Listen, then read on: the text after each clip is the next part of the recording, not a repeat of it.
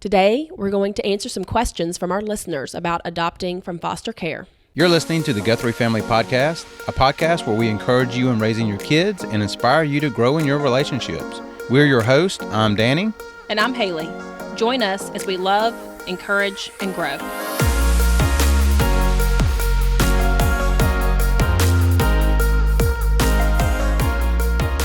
Thanks for joining us again, and today we're going to be talking about how to adopt out of foster care. We've had a lot of questions on this topic. We've spoken about it a little briefly in some of our other podcasts, but today we're going to try to dive in a bit more specifically about how you actually adopt out of foster care and what are some of the things to expect when doing that. Okay. So our first question is, how do you adopt from foster care? And that's a pretty broad question, so we're going to answer it the best that we can. But it has a lot of different facets to it. It's not as easy as it sounds. So we told you our story basically is that we went to classes. We initially were just going to adopt from the state, and then the same classes for adoption in our state is the same classes that you take for fostering. Right. Right. So we went to 12 weeks of classes. So that's the basics of how you start. So obviously the DHR calls you when they have an appropriate placement. And one of the things that we found out in the beginning as we were going through those classes was that because initially we were wanting to adopt. Right. That's what we were wanting to do. So as we started those classes as to become adoption parents so that we could adopt from foster care, what we found out was it's a lot easier to adopt if you're a foster parent. Right. And we're going to go into some of these questions later, but basically what it boils down to is that you get, some of the terminology in this is going to sound terrible because you're talking about people, but you get, basically you get the first opportunity to say if you want this child or not. Right. And so anyway, when they have another child, even from different foster parents, if that foster parent doesn't want them or they're not interested in adopting, they go to their foster parents first before they go outside. Right. So you have the first choice of children when you are a foster parent. And we'll go into later about why that's important or why that may be important to you. Right. It was important to us for what we were wanting to do. And also we specifically felt like God was calling us to foster. And I'm going to tell you right now, if you are not called to foster or you are not called to adopt, don't do it because it's not for everyone, and there are specific, that's a specific calling that takes a lot of patience, sometimes more than what you think you have, and it also, it takes a lot of time. So when we talk about all of this today, although some of our terminology does sound kind of strange, it's not if you're in the adoption world. Right. We are talking about people, and then we never forget that, and we always keep that in mind because we are the ones that are picking up the pieces with our people with our little people that we have adopted, and we've been through a lot with them. So specifically, adopting from foster care occurs when the parents' rights have been terminated. Right. So once the parents' rights are terminated for various reasons, in the state of Alabama, the parents have a year to correct whatever problem there is that caused the children to come into foster care. Right. And there's, I hear a lot of complaints about the DHR about, well, we've called them and they didn't do anything about it. And I'm just going to say, I don't know about all states and all counties, but I can say for Elmore County that they don't just take kids away from their parents. Right. Once kids come into foster care, there has been numerous calls, and huge problems. And the reason being is, and this protects all of us as parents, in that you don't want the DHR to come and get your children because you maybe did something you shouldn't have. Maybe you spanked them too hard and you left a mark, or they're going to give you a chance to correct whatever problem it is that you have in your life or with your children. Especially if it's something not negligence, or not drug related or something like that. There are situations where they'll come in and just completely take the child out of the home for the safety of the child. But if it's something that can be corrected, they're going to try to correct it because the number one thing, the moment the children come into foster care, the number one thing that their goal is to get the kids back with their mother and father. And that's probably the hardest thing about fostering, is that your goal as a foster parent is to reunite these children with their parents. So you have to always keep that goal in your mind, because it's hard, because you really do fall in love with these children and you want what's best for them. And it's sometimes, and it's not always the case, but sometimes it's hard to see that back with their parents is the best place for them, because you kind of see what they have come out of. You know, you get these children who have no clothes. Now, we did have, one of ours did come with clothes and car seats and all that. And, you know, she was really doing her best at the time. Didn't have, you know, there's a lot of different circumstances there we won't go into. But, you know, some of our children had no clothes. They had only the clothes on their back. The clothes that they did have were torn and dirty and tattered, and you know, and so you cringe at the thought of putting them back in that situation, and you just hope and pray that they have actually corrected whatever problem that they have that has occurred, you know. And the biggest thing we've dealt with as far as, you know, reasons for taking the kids is neglect, drugs, and those two go hand in hand, unfortunately. And so homelessness, yes, is a big one. Abuse, and there was we've had quite a few foster children that we actually didn't adopt, and some of those had come in for different types of reasons. Sometimes they have to decide whether or not even the family members are able to take the child in, because sometimes there are things going on and it's a family-wide problem, and so that's the reason they will go to a foster parent and not a family. And several of our children that we have taken in ended up going to like an aunt or an uncle or grandparents, because those people were deemed, I guess, safe at one point in time, but they had to go through a process, which is great, because we want these kids to be in a place that's safe. So going back to adoption. So the way you are able to adopt from foster care is once the parents' rights are terminated, these children are now up for adoption. So for Jaden, Jackson, and Danilyn, we actually fostered them for a year and a half, and then they went back to their parents. Well, Jaden and Jackson. Oh, yes, that's right. Jaden and Jackson, we had them for a year and a half, and then they went back to their parents for 3 months, and then they came back with us. With Danilyn. And Danilyn was with them. And then we had an extra little gift. Yeah. And it took about a year to get parents' rights terminated from that point in time. And this was not with our normal county that we work with. And then it took another 6 months to go through the adoption process, because there's a lot of paperwork and legality. So all that to say, fostering to adopt is not always the easiest way. However, the cost is so much less than it is if you go through a private adoption agency. But there's a lot that goes along with that. And like as you have heard some of just bits of our story, you really have to be called to do that. I mean, to foster is a very serious thing, and you are taking in children who have a lot of problems. They bring a lot of baggage with them, and that baggage is brought into your family. And it's now your baggage, and you're dealing with it, and your children and your husband, and you are all having to kind of rework your family dynamics around that, to understand that child and to give them a lot of grace, and then work with them on correcting the problems that you can correct. And meeting their needs. Absolutely. Another question about this just kind of goes into the same thing we're talking about, is can this adoption be open or closed? Well, in the state of Alabama, all adoptions are closed adoptions. Well, and the reason being that we talk about that is a lot of people have asked, well, do you stay in touch with their parents? And that's going to be completely up to you. Because of Alabama being a closed adoption state, it's going to be up to you if you want to keep in touch with their parents or not. You don't have to. Partly the closed adoption state is basically saying that these children are yours and they don't belong to anybody else, and no one has any rights to them but you. That's not the legal requirements necessarily, but that's paraphrased. So you, at that point, you can allow whoever you want to in their lives or not, and you can tell them or you cannot tell them. We've chosen. Our kids know that they're adopted, and we've kind of told them why a little bit. We just said that your parents made some bad decisions. We never, ever, ever, ever talk bad about any of their parents.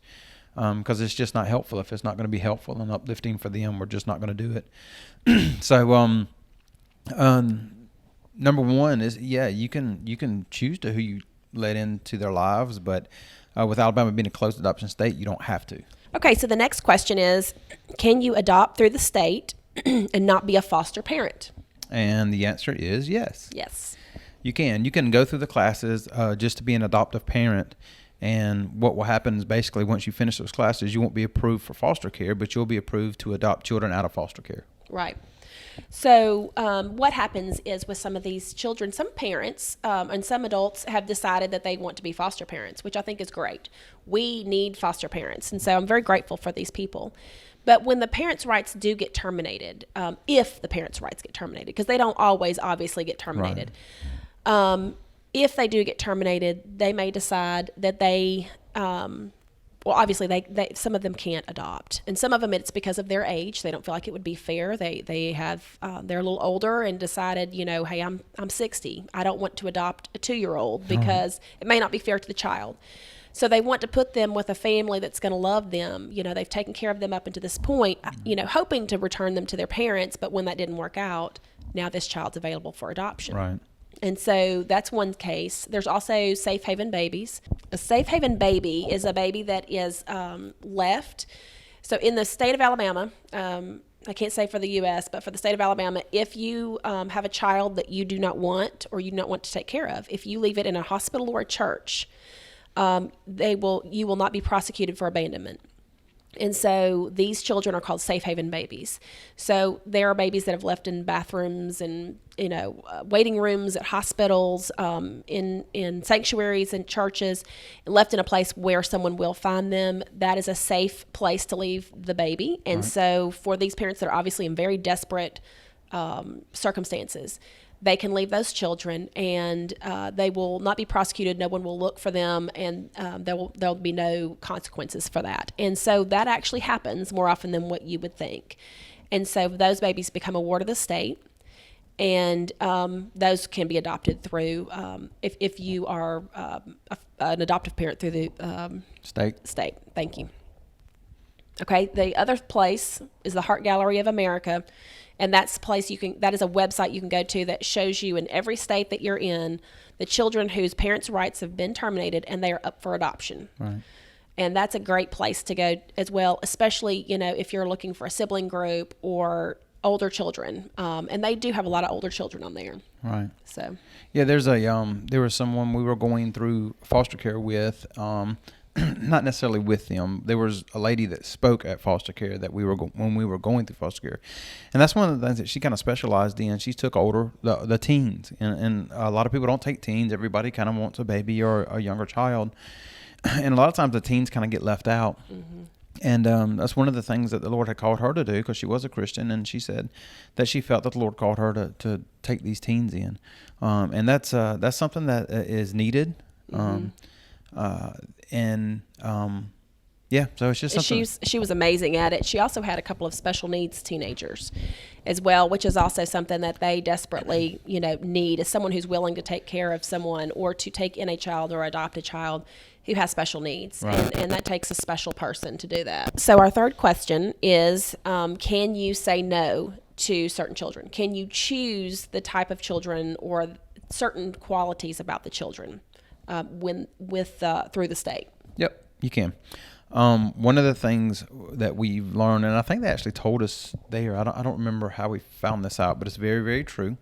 Hayley's given this advice to a number of people who have become foster parents, and it's, you never want to take, and we made the mistake of doing this early on, but you never want to take children that are older than your own children. Than your youngest child. Right. Because of the influence that they can have. Like we talked about, unfortunately, a lot of these kids have seen and done things, or just seen things. Just been exposed. Yeah, that's the right word. They've been exposed to things that your kids may never know about, and they don't see it as something that's necessarily inappropriate to talk about, because it's just what they're used to. So there's going to be a lot of things that if you're taking in older children than your own, they're going to be exposed to that you may not want them exposed to. So the advice is always take in children younger than your own. Well, the other thing, not just that they're going to be exposed to it, because even if you have young kids who have been abused, your children may still be exposed to that. That's a possibility. But also, the biggest thing is their influence on your child. So you have a child that's been raised in a very secular environment who comes in with their own ideas, and obviously their ideas that they have been taught in their family, they're not working. And that's the reason that they've been taken out of their parents' homes, and they have these ideas, and they come in, and if they are able to influence your children, they actually may be an influence. They may say, hey, this is fun. Let's try this, Right. and your child being a little, in awe of, oh, this person is older than me, maybe would follow things that they would tell them to do. And we really want the influence to be us helping to influence this child Right. to be a healthy child, to make good decisions. And so, yeah, that's been our biggest piece of advice to people. And we've pretty much seen it, we've seen some people successfully take children that were older than their youngest child. But it's few and far between. Right. Of where we see that's beneficial. So the biggest thing when people adopt children, they want to adopt within a certain age group. Obviously, you can specify your age group. Now, will the DHR ask you to take children that are older? Yes, they will. Absolutely. You will get that phone call. But, and there's nothing wrong with saying no, and they'll tell you that in your classes. They'll tell you that to your face. Now, when they call you, they're trying to find a safe place for a child to go. Right. And sometimes they say, oh, it's just going to be a couple of days. It's just going to be a couple of weeks. And sometimes that's true.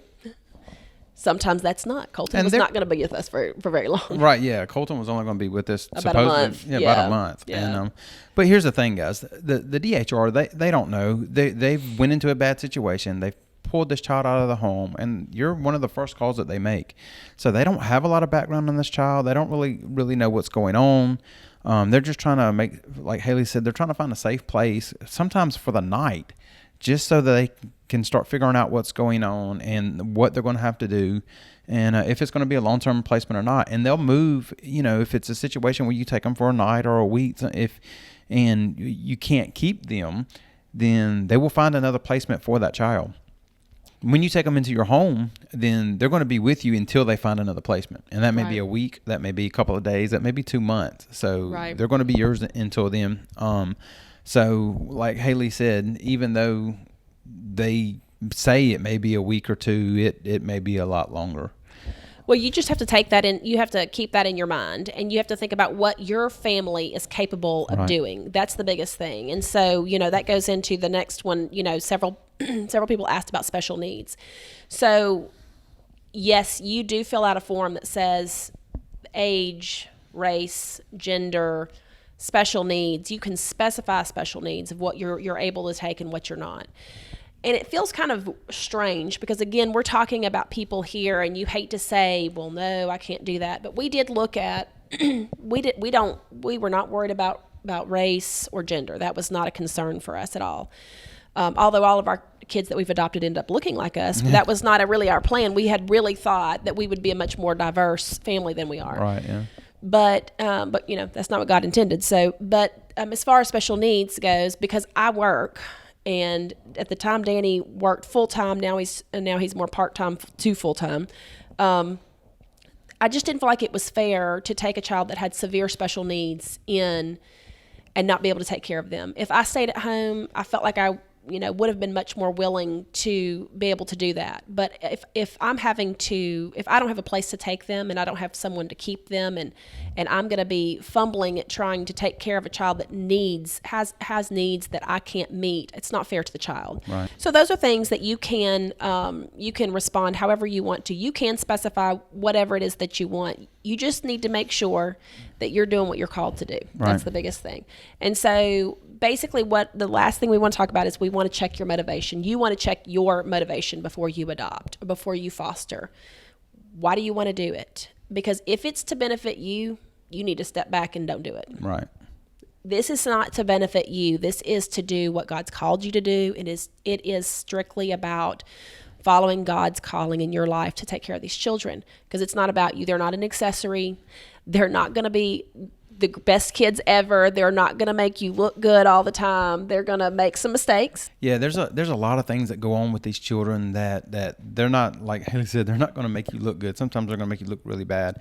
And if you're not called to do it, it's somewhat exhausting sometimes. Right. And it may be the number of children we have, but just always dealing with something. And if you're not called to that, that's not going to be something I think that you're going to want to stick with, or it's not going to be in good environment for them. There's been things that we've heard, and I'm not talking bad against Christians whatsoever. I'm a Christian. I love you guys. But I don't think what we've heard is there's been a lot of Christians going and becoming foster parents because they feel like that's what they're supposed to do, not necessarily what God's called them to do. And it's really difficult, and some situations they're being put in some bad situations in foster care because they're just not ready for it. And we want to tell you, don't do that. Like if you don't feel God calling you to be a foster parent, don't be a foster parent, because we're wanting to bring them into a better environment, not a different but worse environment. And that can happen very easily because when you're tired and exhausted and your patience run thin, you just need to be really careful about that. Right. What we want, and this is what we, our passion is parenting and relationships. And because when your relationship is good as a husband and wife, then you are going to be better parents. And so our advice that we give on this program is about being a good parent. And we do come from the perspective of we are dealing with both our biological children and our adoptive children. Right. And your adoptive children are not going to have your genetic tendencies. They're not going to have your genetics at all, obviously. They're not going to have your personality traits. A lot of personalities, I do believe, run in families. Right. So you're raising someone who's completely different from you. They are not a blank slate. I'd like to say this because I hear all the time, well, gosh, you've had her since she was born. She should be, you should have a better handle on that. Well, no, that's not necessarily true because they are not a blank slate. Children are not blank slates. I think that is a very old thought and concept. And so what you are doing is you are trying to mold this child and train this child with their personality and their own traits. I mean, God has made them in his image. However, they do have, they have sin in them just like we do, and in different ways. And so our job as parents of these children is to help them with their varying personality traits, and there a lot of them have their own issues as well, and you're trying to help them with something that you may not be familiar with because you've never experienced that. And so that is our job as parents, and so we want to encourage you with that. And if you're not called to foster care, pray for people in foster care. Help them any way you can. We've talked about this before. I think we made some people feel guilty. We didn't mean to. We've had a lot of people who have helped us. But it's a continual support that you need from people saying, you're doing a good job. Thank you for what you're doing. And it's not that you need that, but you need somebody to acknowledge the fact that your life's really hard and you've kind of chosen it for yourself. But at the same time, it's just really hard. It doesn't matter what you've chosen. All of our lives that are hard, we've all made choices to make them that way. And we are trying to follow God's calling, and that encouragement is very needed. So be an encouragement to those people, and just kind of walk beside them. And that's going to be something that they will never forget and they need desperately. And that's one of the parts that you can play if you feel like you're not necessarily being called to be a foster parent. I do believe that the Bible calls us all to, take care of widows and orphans. And a lot of these children are not necessarily orphans, but they're kind of the orphans of this day and time. So I do believe that we're all called in some way to help out. It may not be that you become a foster parent. It may just be that you support a foster family. And that's extremely important because not just from our own perspective, but there's a number of people out there that we know of that are foster parents and have big families and would love your support, just to kind of step in and help out where you could help out. And I do believe that we're all called to do that. To support each other. Yeah, Yes. just to support each other and Encourage lift each other. And be there for them.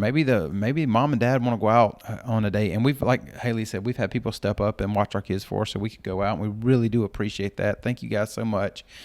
And because believe it or not, it's hard to find a babysitter when you have this that many wants kids. that wants to watch 7 kids, even if you're willing to pay them.